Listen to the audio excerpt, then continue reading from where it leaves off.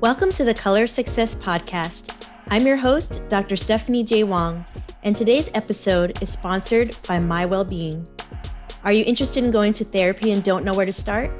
My Wellbeing matches you with a therapist based on your preferences and needs, including therapists of color. Get paired with a therapist today at mywellbeing.com. Kelly Mi Lee is a Chinese-born serial entrepreneur and successful film and television producer. She is a force taking over Hollywood. In a time where diversity and inclusivity in entertainment is demanded more than ever, she is creating premier content to fill the widening void. Used to being behind the camera, Kelly is now one of the newest faces on Netflix's Bling Empire, currently trending worldwide. She is also a mental health advocate and philanthropist, launching the Community Action Fund with the Hate is a Virus organization to combat racism and anti-Asian sentiment. To donate, please visit hateisavirus.org.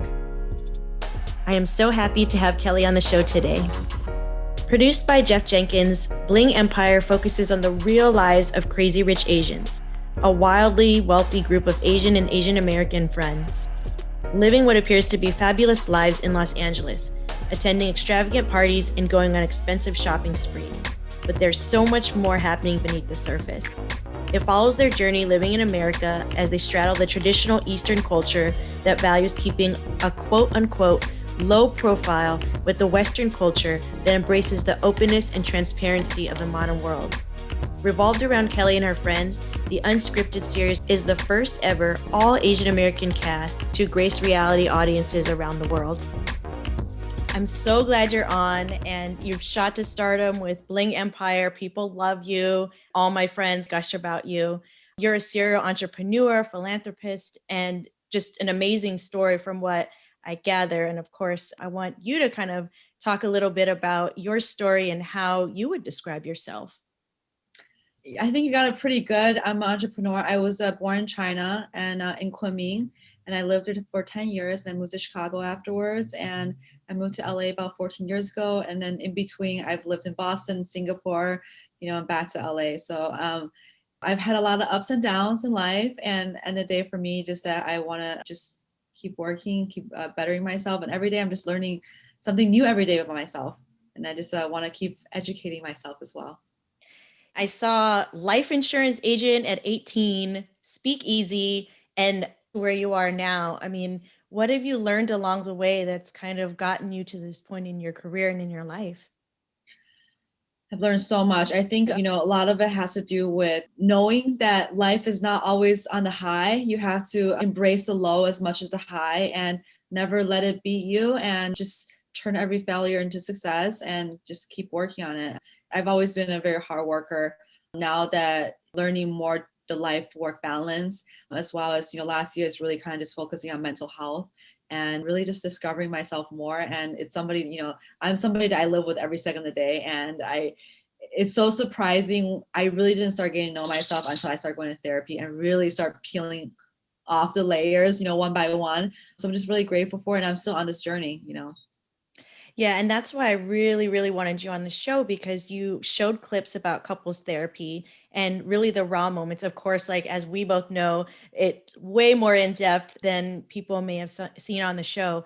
But tell me a little bit about your willingness to be that vulnerable on camera with your relationship and also talking about your feelings. Yeah, it was definitely because I'm a producer. I'm a scripted producer. So for me, I've always been behind the scenes. So this is my first time in front of camera. So it's definitely very challenging, especially at the beginning. I was like, I'm in the scene, but I'm like my other corner of my eye is looking at, the wire, the lighting, the whatever, when I'm like, okay, I have to shut off and be present and focus on it. Because at the end of the day, audience are smart and cameras catch everything. So if you're not being your authentic self and you're not being present, it's, they're smart and they can tell. And for me, when I've always, for the show originally, I was gonna be behind the camera, and Jeff was like, no, you and Andrew have to be in front of the camera, I have to be on it. But when I made a decision to be on camera, I knew that I had to give 100%. I have to be all in and go all in, because we had a really rare chance to make one of the first all Asian cast reality show. So I want to also, do good with it. I want to also, and Netflix for giving us the chance. I just want to make sure the show is the best it possibly can. And it is. And obviously, a lot of people, including myself, I'm biased, obviously, want more Guy Tang because he has such a amazing presence and story. And so I'm hoping season 2, 3 in the future. Me too. Absolutely. Absolutely. I love Guy, and Guy's story is very inspiring and powerful. So, a little bit more about your relationship, because I know you've had a lot of positive feedback about how you inspire other people to seek therapy and talk about the relationship. And tell me a little bit more about how that impacted you and Andrew's relationship, though, to play out your couple's issues. How did that impact your relationship to have it shown on screen, even as you've kind of processed this like a year ago? Yeah, for the show, it was, it's a lot of editing because there's only 8 episodes, so we can only fit so much. So each of these couple therapy is about 2-3 hours long and cuts down to a couple of minutes. So because they had to move the story forward, right? So I think the show in general has been very positive, where it made us face a problem, right? Because a lot of time back before, the problems always there. It might not be as high as you saw on the show, but we always had issues, and like every relationship have issues. Okay. And I think that it did made us face problems.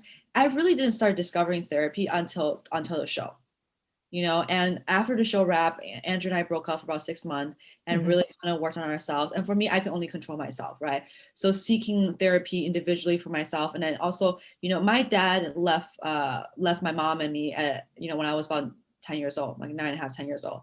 So I never thought that affected me until I started digging deeper, and I realized a lot of my issues that I didn't even know was issues before was stemmed from that, right? So for me, one of the things I realized that, yes, Andrew has codependency issues, but I had another different codependency issues. I was also another thing that I put up with, I didn't know how to set clear boundaries. So I tend to also, I don't want to hurt people's feelings. So I always tend to walk on eggshells, and I had a problem saying no. I hate, even as simple as, my friend, like, can you come to this dinner with me on a Friday night? It's not someone's birthday, it's not anything, but I have work to do. I will always feel really, really guilty saying no. So I didn't really know how to set clear boundaries, and also just starting to discover, fatherless daughters and their similarities, that I shared so many similarities with other women who didn't grow up with a father. So it's so enlightening. And for me, I'm still a work in progress. I'm still working on it every single day. But for me, things starting to finally make sense. Before it was always like, well, this is just the way I am. This triggers me just because it triggers me, right? I never really questioned. And also another thing discovered that was really true is that almost 50% of fatherless daughter or women are brought up with other fatherless women. So my mom was also fatherless. So it was just incredible that now I'm learning more, and just, things are starting making sense. And again, I really have to think therapy, and I really have to think also a lot of books out there. There's a lot of knowledge, books, podcasts. Back in the day, we didn't have it, but now because information is so easily shared, I'm just so grateful for it. Tell me what influence your mom had. I mean, she had a brief appearance, but tell me and us a little bit about how that impacted you being raised by a single mom. I imagine at least it helped you be more independent and tenacious. It definitely helped me more independent. My mom is a super mom. She's a superwoman. Growing up in China, we had a very comfortable life, and moving out to the US and starting all over again, where she was doing anti-cancer research. At the same time, she was working at 2 restaurants just so she could provide a better life, and starting over and going through the uncomfortable changes so I can have a better education, have more opportunities. And she's amazing. And for me, I really have to thank her for sure my independence, how resourceful I am, and then I think also my passion of doing things I love, and always go towards love. Everything I always go towards love. So I really have to thank her for that. I was wondering if you could speak a little bit to the immigrant experience as well, because, and we'll get into this and the how involved you are in the community, but we're in some very racially tense times. And what was it like being an immigrant in Chicago? At the beginning, it was a little difficult just because I didn't speak the language, and I didn't, my cousins I grew up with, I played with pretty much every day, they weren't there, so I had to make new friends. And then my mom, the good and bad thing, with it, that my mom did throw me into very diverse schools, so the first school I went to, elementary school, was mostly Hispanic, and then I went to a school that was mostly Black for middle school, and then my high school I went to was mostly Caucasian. So the good thing about that was because I was able to, I guess, communicate and relate, and had to adjust and make friends at different school. I went to a different race, a different background.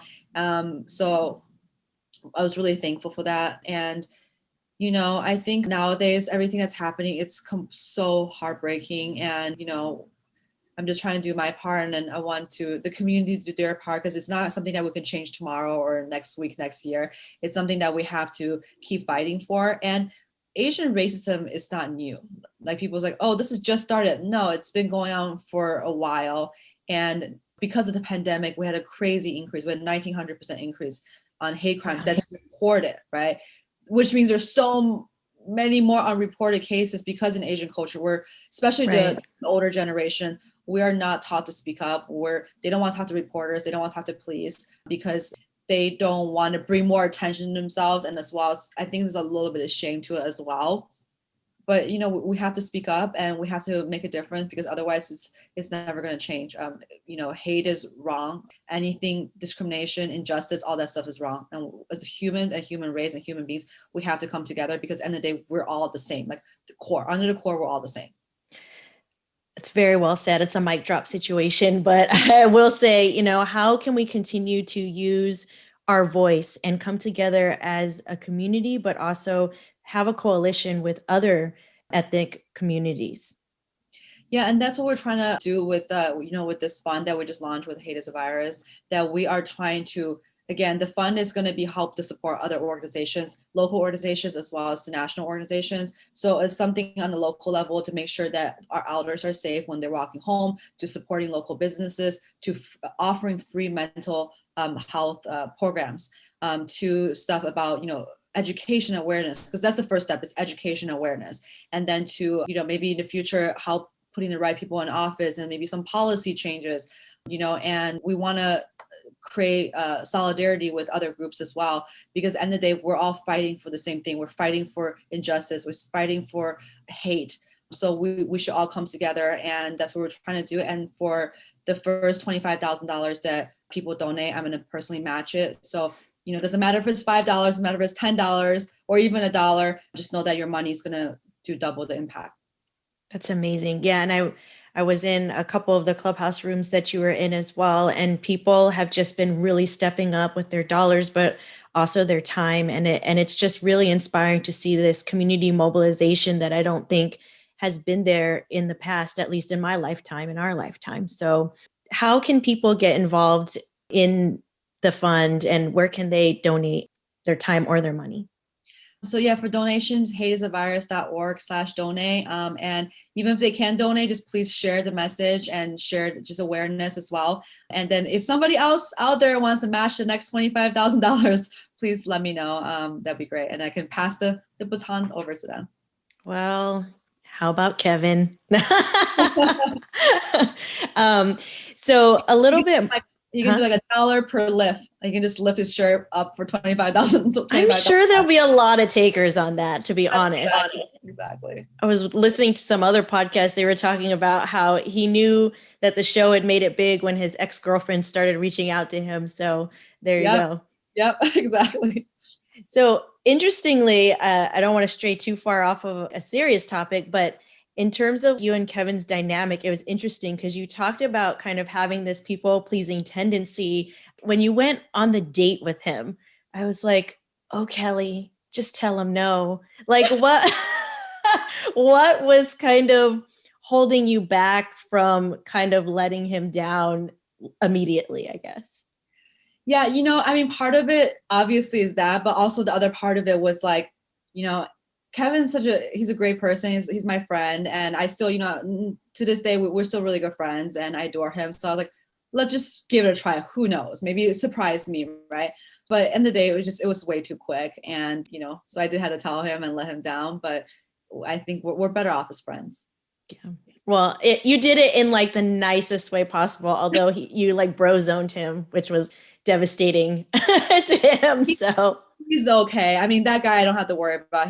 I'm sure he has girls lining out the door for him. So I'm sure. And I think that's what's great about the show is the multidimensionality as well as the diversity, right? And with Kevin's journey in terms of him being adopted and now having an Asian crew of friends, there's a lot of different intersectionality of identity there. So circling back in terms of therapy, because a lot of people have misconceptions about what it is, what it isn't. And while people are more than welcome to lay on the couch in my office, I mean, if we ever get back to, post-pandemic, it's more than that. It's not just someone picking your brain or trying to quote unquote read your thoughts. How can we destigmatize and humanize therapy so that more people will seek help? I think one of the things, the easiest things, just talking about it, because having conversation like this is great. And, putting conversations out here like this is great. And then me, going on Instagram Live, I did an Instagram Live last week with another therapist. And the more we talk about it, because at the end of the day, like, if somebody asks me, hey, what are you doing at 4 p.m.? I have a therapy appointment. I'm talking to my therapist, I think just more and more of that, that's the first step. And especially if you're offering free mental health services through like community activism, how can we get more elders involved? Like, because there is a generational gap, so to speak, about seeking help or not seeking help. That all takes time, and it's communication. And like I said, with the Hate is a Virus, one of the things I really liked about them is that they do outreaches to the older generation, and they have people there that speaks the native tongue and speaks, to them in their Mandarin or Cantonese, and really trying to educate them. But at the end of the day, it's like it's a progress. It's going to be slow progress, and we just hope that even if we get one more person and make a difference in one person's life, that's great already. Yeah, and on the provider side too, I've been seeing, obviously, fortunately, an uptick in referrals and so forth. I've been full for like 2 years, but I want to be that resource, and this podcast is my way to give back to the community. So again, thank you so much for being here, because it's really about providing people with resources and information, because I recognize the limitations of one-on-one therapy. I cannot see everybody, Absolutely. even though I want to help everybody. It's similar to you, like I have a really hard time saying no, because I'm like, but this person needs help. I have a bleeding heart, but I have a family, and I want to teach my girls as well that they need boundaries and they shouldn't overwork themselves either. So Right. what would you want to impart on the youth today in terms of Asian representation and people who are wanting to get into content creation, production, entrepreneurship? Follow your dreams. Don't let any limit stop you, because a lot of time, we are our own worst enemy, right? We stop ourselves from accomplishing our dreams. I've always been very male dominated or male Caucasian dominated industries. For me, don't walk in a room already have a perception of what people think of you. A lot of time we do this, we talk ourselves out of it. We go into a room where, oh, they think I'm a younger girl, I'm a female, I'm Asian. They must think I don't blah, blah, blah, blah. Because it's all these already negative self-talk, right? So going in there, know your worth. And then also, I think one of the things you mentioned that was really great about teaching your girls how to set boundaries, how to, just that kind of stuff. We were never taught in school. We were taught and also another thing, we were never taught we were taught how to work hard. We were never taught how to work smart, and we're never taught the life work balance. People in schools always like focus, focus, focus, but we were never taught how to focus. And same thing with setting boundaries and saying no, that it's okay. Self-love, all that stuff weren't taught in school. So I'm just so happy you're teaching your girls that, and I hope that the newer generation and more people are aware of it, because at the end of the day, a lot of trauma is from generational trauma, and we just keep passing on from generation to generation to generation, and we have to stop. With my generation stuff, I hope that I can stop it. Also, Asian culture were really great. I was really happy that I was brought up in an Asian culture and very traditional family. It taught me a lot of really great things, but at the same time, I realized a lot of the kids who are Asian, or even not even kids my age, we have the same negative core belief, which is we're not good enough. because the tiger mom syndrome, right? Like I remember I worked really hard in school and I was like, Mom, I got 90 on this test. And she's like, well, why didn't you get 100? I'm like, A still minus. it's still A. And then she's like, but you know the difference, not A. And I'm like, and it just crushed me. So I'm so happy you're teaching your girls this at this early age. And hopefully when I have kids, I want to make sure I teach them the same thing. Are you a mental health provider looking to grow and manage your practice? Learn more about becoming a member at mywellbeing.com. So I'm a dog lover. I have 3 senior dogs, and you have Kilo, right? I have Kilo and I got Sophia now. Oh wow. Guy's dog Mimi just passed away not long ago. Yeah. But he has Lychee now, and Lychee is adorable too.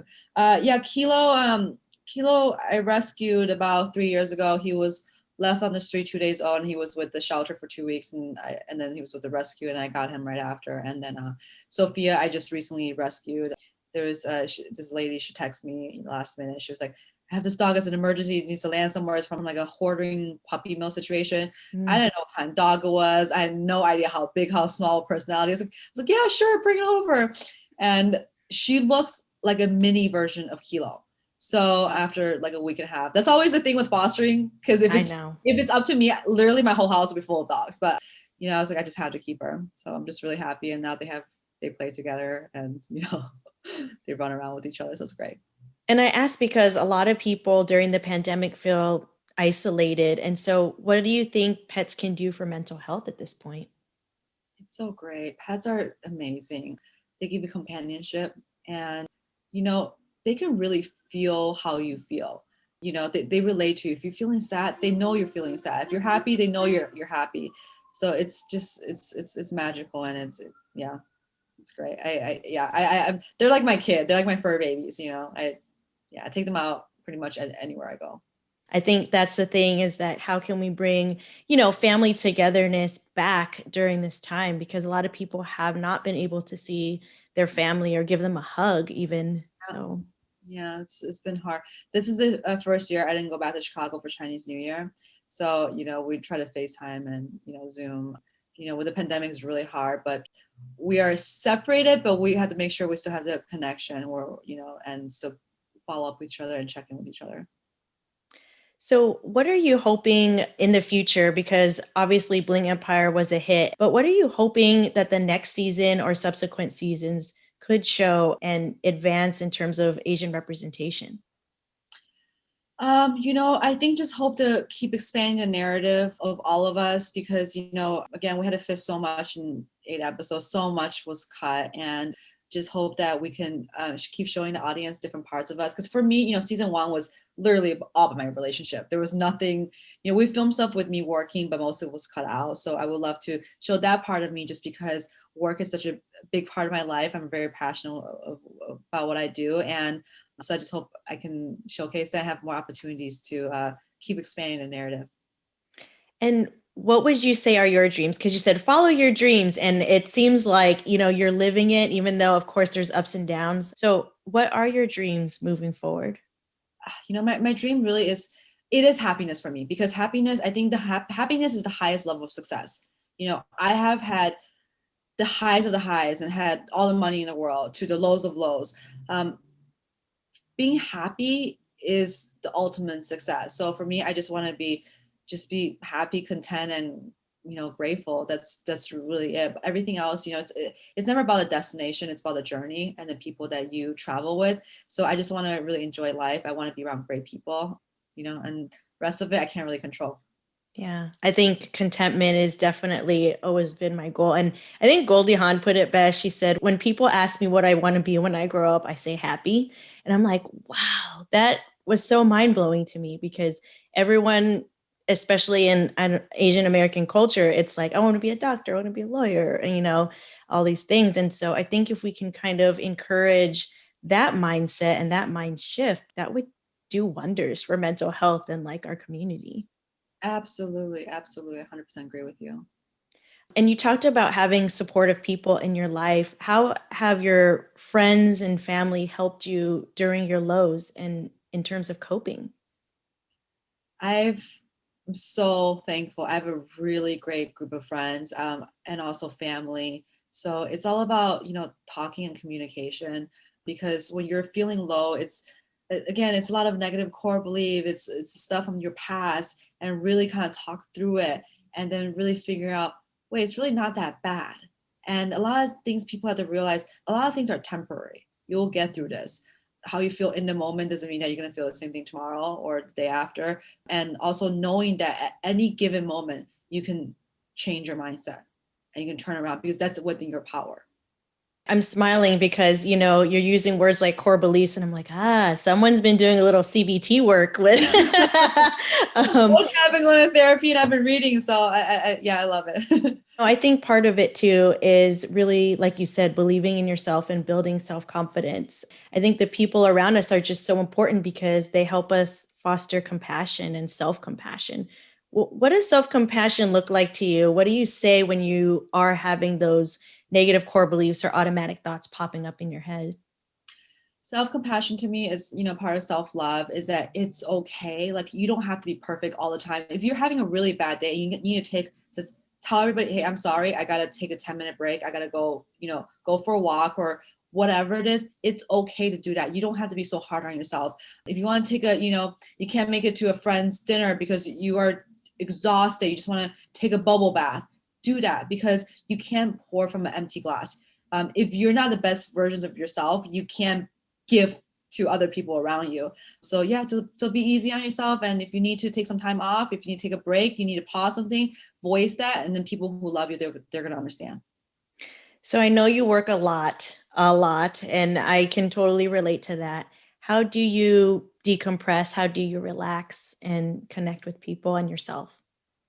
I love being in nature. So I love going on hikes. I try to take my, puppies out for longer walks, at least like, once or twice a day for the long walk.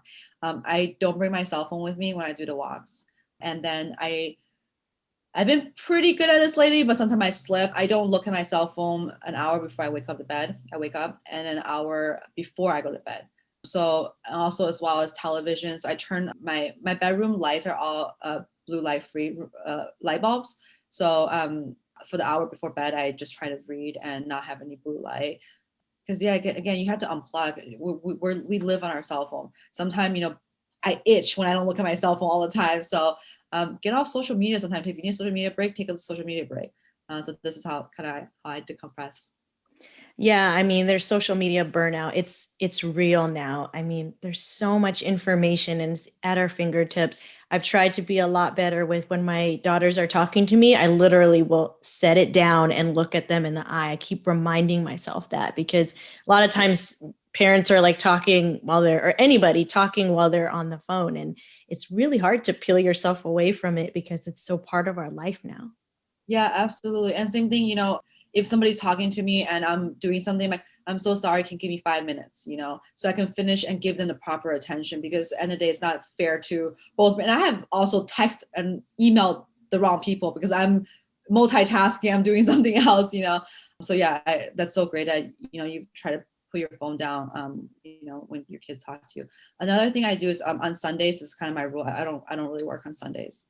I used, being an entrepreneur is hard because you're on it 24/7. Yeah. But on Sundays, I really try not to work, and I try not to bother anybody either, because all my staff are also great. And they work a lot, but I try to obviously respect their night times, and I try to respect their weekends as much as possible.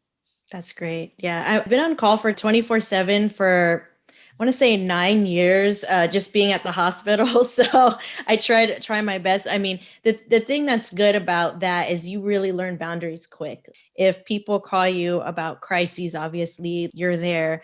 But if veterans or clients are fighting over who didn't flush the toilet, you're like, seriously, guys, like, you need to figure that out on your own. Yeah, exactly. Yeah. So, but you read a lot. And so, I mean, I love books as well. I just finished The Death of Ivan Ilyich, and it talks about not living your life the right way according to what other people, think it should be. That's great. Really resonated with what you said. What are your favorite books or go-to books when you kind of need a refresher or something that uplifts you? I like Limitless, Jim Quick's Limitless. I think that's very powerful. I'm rereading this book right now called Fatherless Daughter Project. So I'm rereading that right now. And Dr. Judy Rosenberg also has a book called Beat the Cost. That book really helped me because therapy was, sometimes when I go to therapy, at the beginning, when I first started going to therapy, I didn't really get it. We're just talking. I'm like, what are we talking about? There wasn't any, it was just all random. So with Dr. Jody Rosenberg's book was really helpful for me because it broke everything down. It broke your past, what was the cost of the way you are, how it was encoded in you, and the present day, how the chaos is, and how to recode your current presence and then have the breakthrough. So for me, it was like a course book. All of a sudden things start getting organized, and talk about a lot of negative core belief, all that stuff. So I would say those 3 books. Yeah, I was just in one of the groups with you, I think, on Jim Quick, and I just learned about him just by being in the Clubhouse group. So I have to check out his book for sure. Yeah, his book is great because his story is so inspiring. And, again, the book is all about how to stay focused, how to, have better memories, retention rate. He had an accident when he was a kid. So he couldn't read. And before he finished the sentence, he already forget the first half of the sentence. With his story, and people always said he was challenged and he couldn't keep up with his grade, and he self-taught himself how to focus and how to learn even after an accident. So it's so inspiring. Wow, I'm gonna go buy that right now. You enjoy it. If you could give some inspiring messages or really a call to action for people and for our community, what would it be? Let's come together, speak up. I think we'll have the same goal. We have to work together and, let's make a difference. Every little thing adds up. This is synchronicity right here because I recently read Pencils of Promise. Pencils of Promise. Let me see if I have it here. There it goes. Oh my God. It's Promise of a Pencil, but the organization, Pencils of Promise. And I actually got the book for free, or my husband did, and he gave it to me. And I read it and I just fell in love with the story. And I saw that you're a part of the organization. Could you just share how you got involved in it? And for the listeners, what is the organization even about? Yeah, I think it's been such a long time since, I think it was when I was in New York. I think I was very involved in the United Nations at the time. So I was in New York, and that was my first time in that office. And I just started learning more and more about them. And then end up, the first year, I think we raised money and gave them $25,000 to build a school. I went to Guatemala afterwards and really saw a lot of the groundwork. I thought I was not high maintenance up to that point. I'm very easygoing. I'm blah, blah. It was not comfortable. And, because you're in a mission trip also. And it was the most rewarding trip I've ever been on. And afterwards, I did a second gala for them in LA. And I think for that one, we did about 3 or 4 schools for that one. And when Adam first came out with this book, I think I bought 300, 400 copies. And I passed it around just because, again, the message is so great. Things we take for granted in the US, right now in the US, if you ask kids, what do you want? What do you want for Christmas? Or what do you want for, there's I want PlayStation, I want this, I want that. Where, when you go to these developing countries, kids just want to learn. They want the very basic thing they just want to have access to education. And being able to, again, hang out with these kids and, talk to them. Sometimes it's a little bit of language, Yeah. But it was just so rewarding. And one of the village, we because Guatemala is pretty big. So there's at that time, there was 3 different stations for Pencils of Promise, kind of down the country. And, we went all the way down south, and things always go wrong. You can't, because they don't have roads like we have roads. They don't have traffic like we have traffic. It could have rained and our car was stuck in the mud for hours, and then you drive to somewhere else, and then they close the street down or close the little path down because they have a market, and you have to figure out how to walk through it, have a car pick you up from there. So it's it's definitely there's new things every single day, every single moment. There's new things that you don't expect come up. And when we went to this village, they made us this lunch, and It was so amazing because we found out that lunch, it took them 3 months to save up just to make us that lunch, Wow. and so it's very touching, and they're just so grateful, and they're just such good people. Yeah. So it's I had such an impactful trip. It was the most meaningful trip I've ever been on. Yeah, that's another dream person I'd like to talk to is Adam, just because someone who just completely rejected, again, parallel to the Ivan book, completely rejected his high paying job to do something that he believed in to help people. Yeah, absolutely. Yeah, he's amazing. His brother is amazing as well. Scooter Braun, who, has changed a lot of things in our industry. And just hearing how Justin Bieber got involved in the organization too is just, I mean, it's just such a special organization. So my third grader actually has the copy of the book now, and so hopefully she'll start reading it soon, in her free time, I guess, whatever that looks like. She told me kids nowadays are really busy. They are, and so it was funny because they have like this word millionaire thing, and two of her classmates were on it. I was joking with her, how come you're not on it? And she's like, they read every day, all the time. And I like to play. Playing is more fun. And I go, you're right. Okay. I was like, I mean, you have your whole lifetime to work, and she's a really good student. So it's just like, you did what you're supposed to be doing. You go play Smash Brothers with your sister for a little bit. Yeah, and live their life because they're kids. Don't grow up so fast, and enjoy childhood. Enjoy the, not have all those responsibilities and paying bills and all that stuff. So you just have to also be present and cherish it, because I can't believe it. Like, they're little young women. So, well, it's been a blast. I really am hoping to kind of continue the conversation with you. And Lillian has been amazing and is just kind of like hanging out here, just to figure out how can we elevate these stories more, because I think not only you and Guy, but there's just been great stories on here in terms of people talking about their mental health. And so what do you think that we can do in terms of continuing that? Just, I think, keep putting these messages out and keep sharing them, because I'm really grateful I have a little platform. So you have a big platform now. They're growing, but just whatever platform I have, I will, because at the end of the day, like, what are we doing this for, right? We're doing this to make a change in our society, make a change in other people's lives. And I love talking about things like that. I had such a great time talking to you, Stephanie, and I want to keep sharing your message and just support each other. And that's, Oh, for sure. It's so funny because one of my other podcast friends said, I just shared my dog is scratching at the door. Sorry. That's synchronicity. I just posted Kelly's Hate is a Virus campaign on my story today. And I was like, yes. And you and Guy are just so authentic and down to earth. And I just can't thank you enough for being who you are, because just so easy to talk to. Thank you so much. And you too, Stephanie. Thank you. Thank you so much for having me. Thank you. Thank you so much for listening to the Color Success Podcast. Listen, subscribe on all major streaming platforms, YouTube, IG, and if you want exclusive content, you can join our Patreon. All links can be found at colorofsuccesspodcast.com.